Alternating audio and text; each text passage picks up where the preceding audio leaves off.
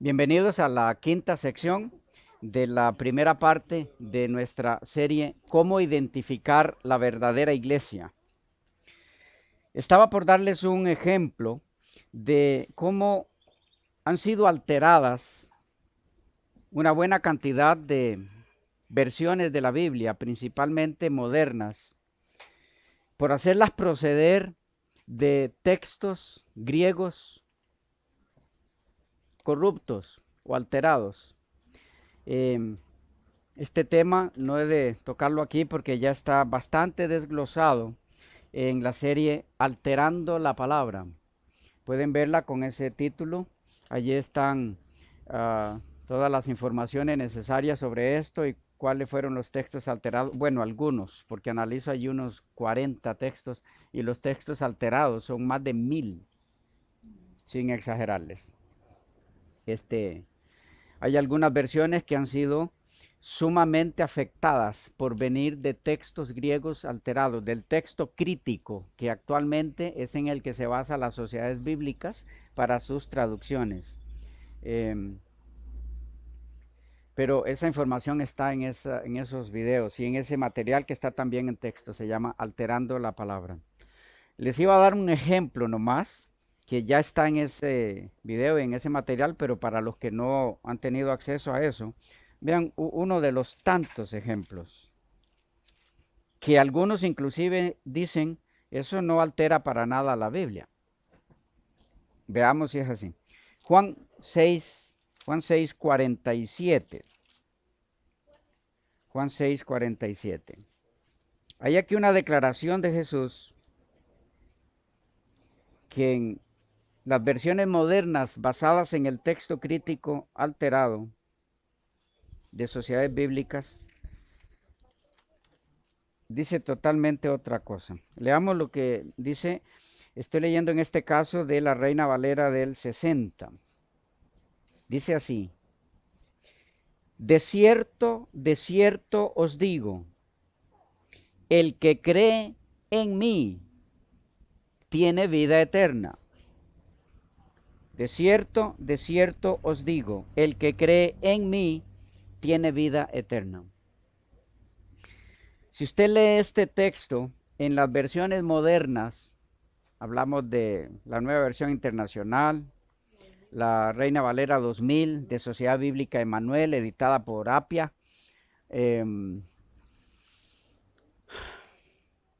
la mayoría de las versiones católicas basadas en esos textos críticos, la Nuevo Mundo, la traducción del Nuevo Mundo de los denominados testigos de Jehová. De paso, esa la tengo aquí. Vamos a leerla para darles un ejemplo.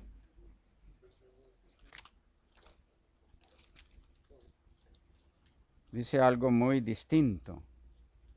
Porque la Nuevo Mundo también está basada en esos textos críticos alterados, corruptos. Dice en la Nuevo Mundo y en todas esas otras que les mencioné, así: muy verdaderamente les digo, el que cree tiene vida eterna. Lo que recién habíamos leído es que lo que Jesús dijo fue: de cierto os digo, el que cree en mí tiene vida eterna. Ahora lo que dicen las versiones modernas estas es: de cierto os digo, el que cree tiene vida eterna. ¿Qué se le quitó? En mí. En mí. ¿Afecta esto la enseñanza bíblica?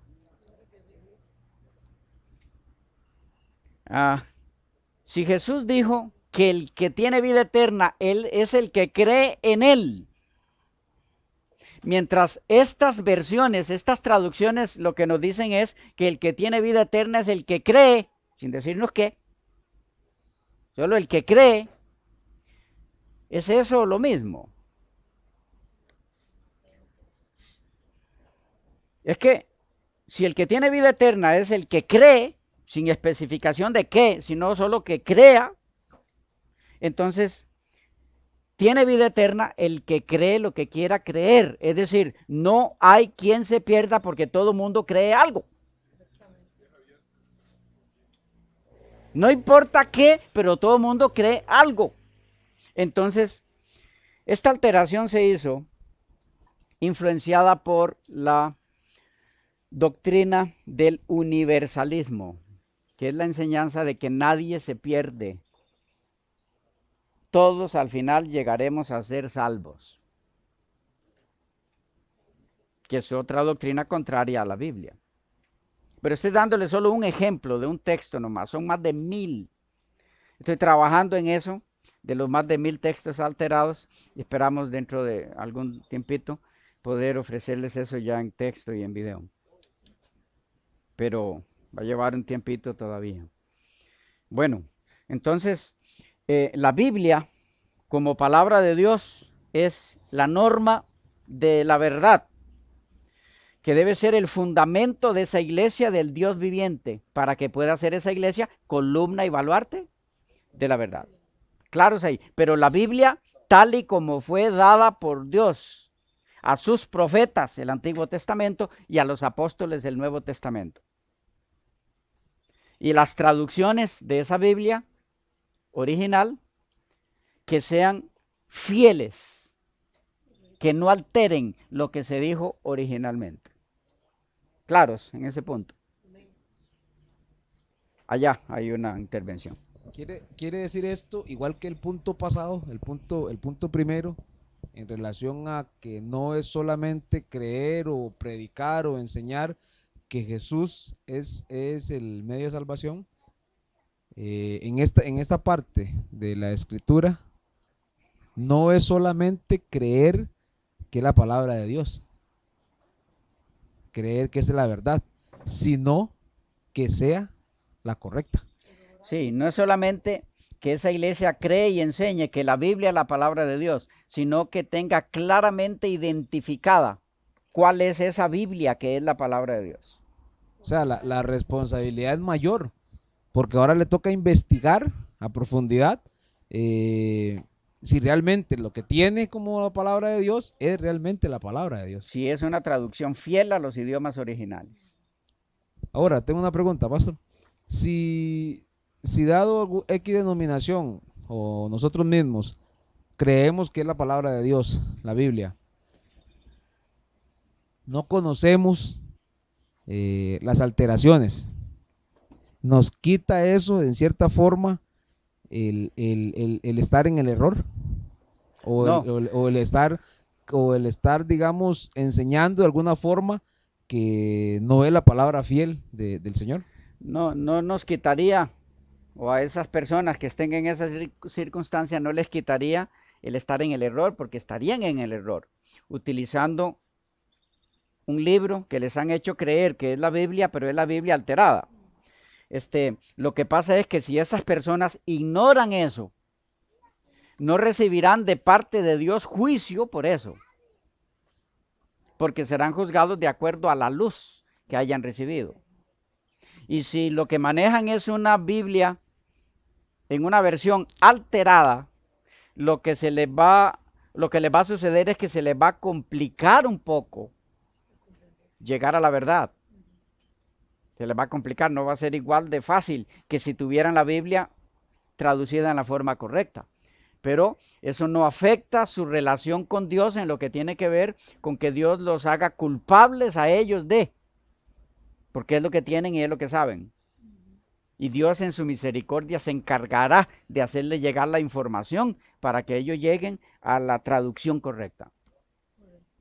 ¿Ya? Y si murió la persona sin esa información, Dios le juzgará de acuerdo a la luz que tuvo. Como los que murieron sin conocer nada de la Biblia y serán salvos porque fueron fieles al poquito rayo de luz que les llegó. Un caníbal, y la luz que le llegó directa del Espíritu Santo es que no debe comer más gente. Y dejó de comer personas. Pero él nunca guardó el sábado. Nunca lo supo. Dios no le va a pedir porque no guardó el sábado. ¿Ya? Servimos a un Dios de amor que es justo. Cuando el estar en ese error es por ignorancia voluntaria, por pereza intelectual, por no investigar, eso es otra historia. Así que no estemos muy cómodos ahí, tampoco. Dios sabe todo y a él no se le escapa nada. Usted a él no le puede decir, no, Señor, yo no sabía. Y usted diciéndole al otro, sí sabía. Con Dios no funciona así. Así que con él, claros, transparentes, porque así nos va a juzgar. Alguien decía una vez, bueno, pero en ese caso es mejor no conocer mucho, porque más se nos va a pedir. ¿Estaba pensando así? ¿Usted puede verlo así? ¿O pensaste así un tiempo? Usted puede verlo así, pero si lo analiza a fondo, toda la información que Dios nos da está basada en el amor. Es porque es para nuestro beneficio. Toda la escritura es hecha para nuestro beneficio. ¿Ya? Dios no nos da ninguna información para tensarnos, para molestarnos la vida. Él nos ama. Toda orientación que nos da es para que nos vaya bien. Bueno, quedamos por aquí. Hay muchos ejemplos más de textos alterados, pero les decía, para no repetir material, eso está en los que ya les mencioné. Pasamos, si no hay preguntas, a la tercera pista. ¿No hay preguntas? Tercera pista. Salmo 119. 119. Oh, bueno. Hay algo que no hice que es importante, que es que sinteticemos esta segunda. Característica fundamental de la verdadera iglesia: todas sus enseñanzas y cada una de ellas están basadas en su palabra, en la Biblia. Todas y cada una de ellas se puede comprobar por la Biblia y la Biblia sola. ¿Okay? Si hay alguna enseñanza fundamental de esa iglesia que no puede ser sostenida con la Biblia, no es la iglesia del Señor. En algún lado hay algún problema y esa no es la iglesia del Señor. ¿Ya? Bueno, vamos a la tercera característica. Salmo 119, 142. Salmo 119, 142. Dice, tu justicia es justicia eterna y tu ley, la verdad. Tu ley, la verdad.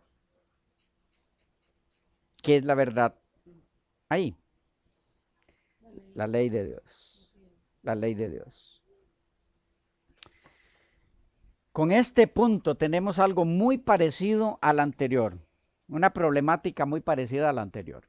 Y es el concepto que manejan algunas entidades religiosas de que sí, la ley de Dios es verdad, pero lo que rige de ella para nosotros no es toda ya, como antes, sino parte de ella. Todos sabemos que ese argumento es para menospreciar el cuarto mandamiento de la ley de Dios.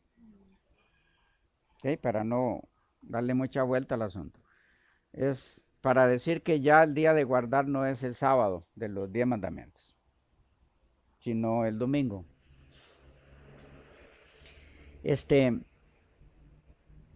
Ya vamos a entrar un poquito en eso cuando leamos los mandamientos, pero hay un texto que nos puede dar luz al respecto.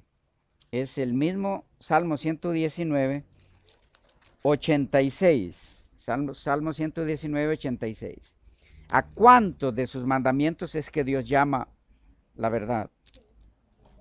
Dice, todos tus mandamientos son verdad.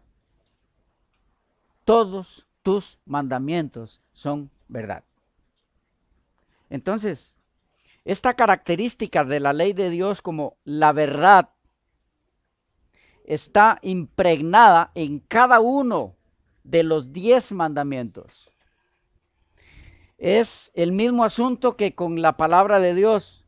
No se le puede ni añadir ni quitar. Es más, si no se le puede añadir ni quitar a la Biblia, a ver si no me malinterpretan en esto que voy a decir. Si me explico de tal forma que di lugar a que me malinterpretaran, vuelvo a aclarar.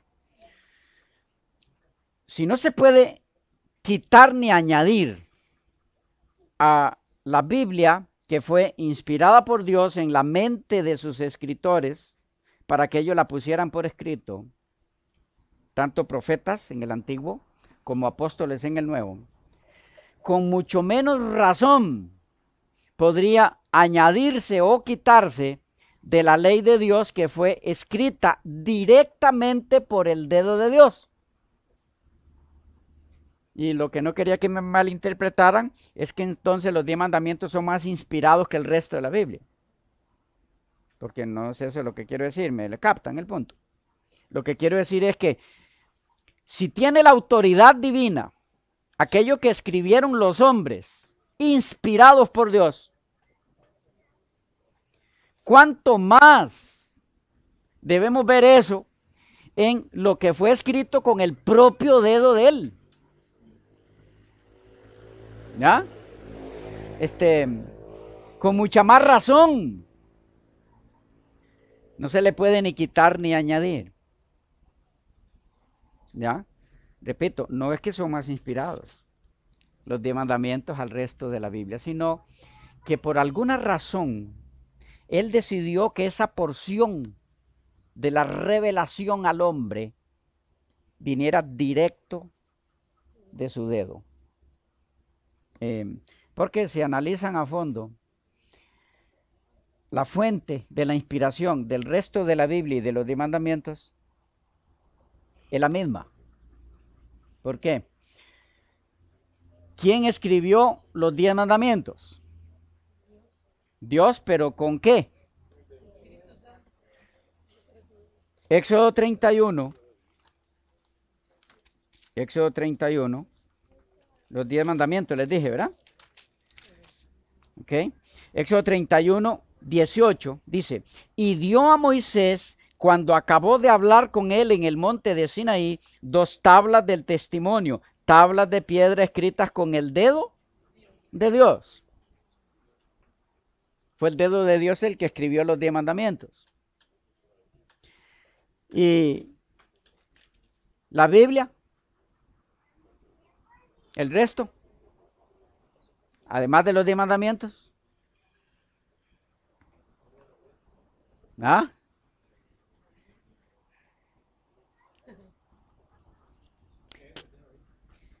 ¿Qué es el dedo de Dios en la Biblia?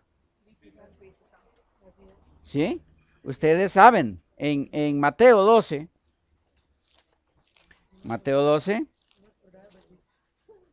el versículo 20, cuando acusan a Jesús de estar poseído, los enemigos de él respondiendo a eso les dice: pero si yo, por el Espíritu de Dios, echo fuera los demonios, ciertamente ha llegado a vosotros el reino de Dios. Jesús dice que él echaba fuera los demonios, Mateo 12, 28. Por el Espíritu de Dios. Pero si usted revisa la misma información en Lucas 11, 20, dice: mas si por el dedo de Dios echo yo fuera los demonios, ciertamente el reino de Dios ha llegado a vosotros. Entonces, el dedo de Dios en la Biblia no es otra cosa que el mismo Espíritu Santo. Por eso les decía, no es que haya diferencia de inspiración. El dedo de Dios que escribió los 10 mandamientos fue el Espíritu Santo. Y fue el Espíritu Santo el que inspiró a los profetas para que escribieran. Así que todo viene del dedo de Dios. Entonces no se puede ni quitar ni añadir al resto de la Biblia ni a los 10 mandamientos. Ahora bien, es importante que entendamos en este caso o que tengamos claro que esta ley es para siempre. Es para siempre. No caduca. En el mismo Salmo, en este caso 111, versículos 7 y 8, dice, las obras de sus manos son, y aquí está otra vez, verdad y juicio. Fieles son todos sus mandamientos, afirmados eternamente y para siempre. Y otra vez, hechos en verdad y en rectitud.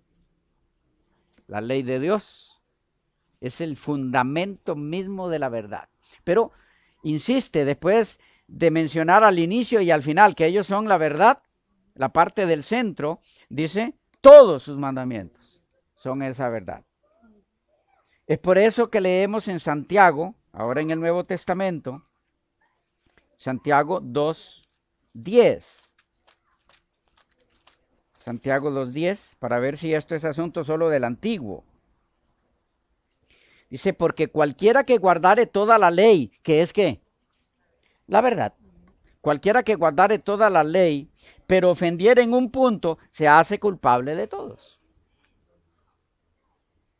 Ante Dios, cuando violé uno de sus mandamientos, yo violé la ley toda. ¿Ya? Ahora bien, ¿cuál es esa ley? ¿Cuáles son los 10 mandamientos?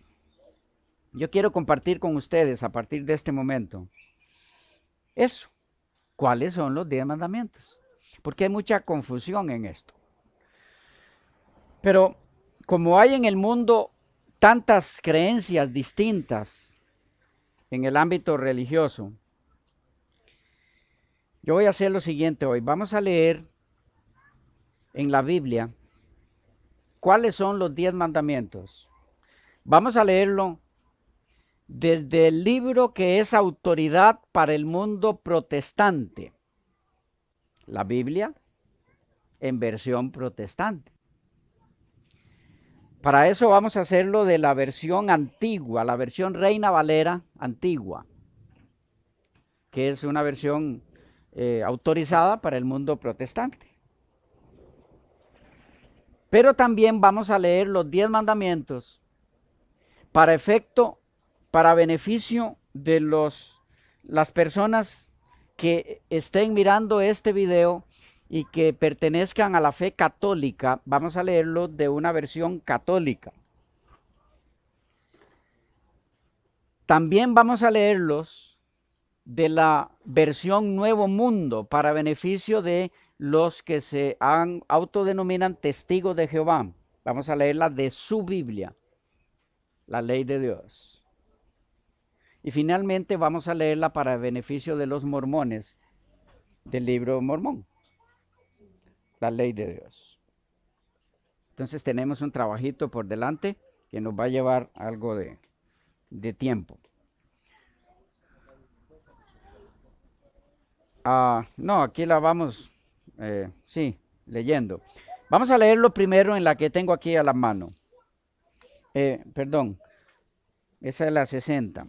Les dije que quería leerles de la Reina Valera antigua, la 1569, 1602.